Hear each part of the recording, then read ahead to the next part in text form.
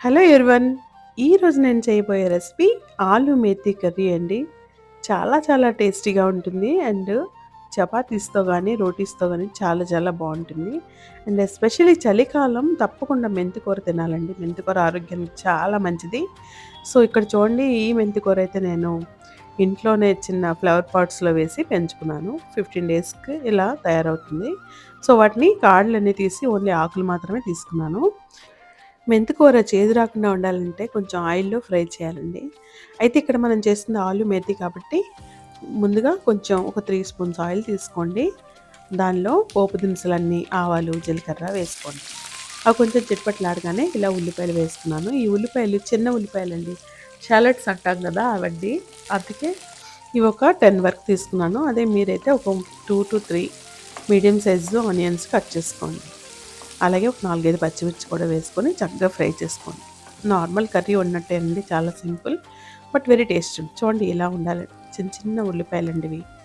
So, చక్కగా fry అయ్యాయి అనగానే వెంటనే పొటాటోస్‌ని వేసుకున్నాను. ఈ బంగాళదుంపలు సైజ్ చూసారా? అలా కోసుకోండి. కొంచెం పెద్దగానే ఉంచుకోండి, బావుంటుంది చూడడానికి. ఎస్పెషల్లీ ఈ కర్రీకి. ఇప్పుడు ఆవిరిలోనే చక్కగా ఉడికించుకోవాలండి. మూత పెట్టి సిమ్‌లో పెట్టి ఒక 10 మినిట్స్ వరకు మధ్య మధ్యలో కలుపుతూ ఇలా చక్కగా ఉడికించుకోండి.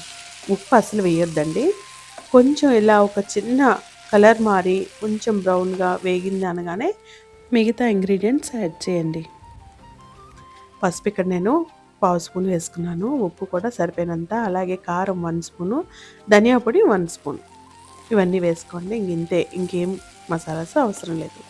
ఇప్పుడు ఒకసారి మళ్ళీ కలుపుకొని ఇప్పుడు మనం కడిగి చిన్నగా తరుక్కుని పక్కన పెట్టిన మెంతికూరను కూడా యాడ్ చేసుకుందాం.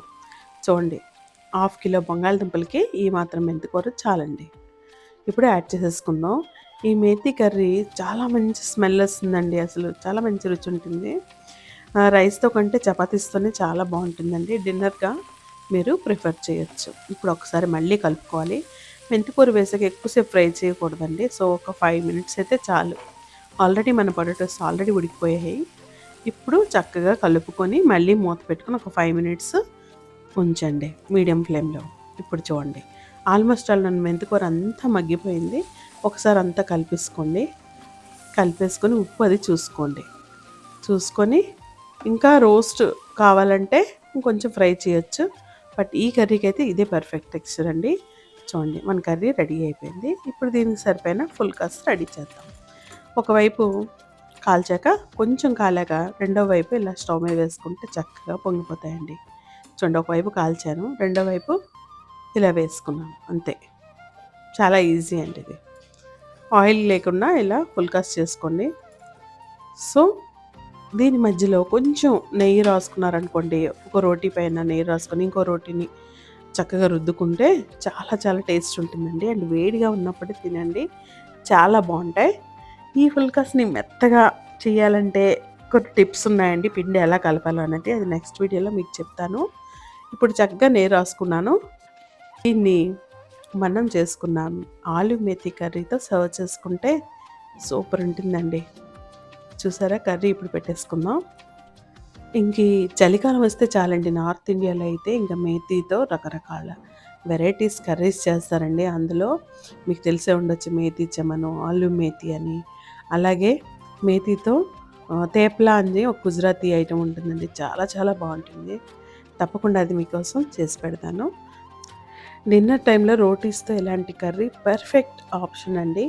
తప్పకుండా మీరు ట్రై చేయండి. You will like this. And ఈ వీడియో కనుక మీకు నచ్చినట్లయితే do like, share, comment and subscribe my channel and click the bell icon to get more notifications. ఇంకా మంచి రెసిపీస్తో మళ్ళీ మీ ముందుకు వస్తాను నెక్స్ట్ వీడియోలో. Till then, bye bye, see you, take care.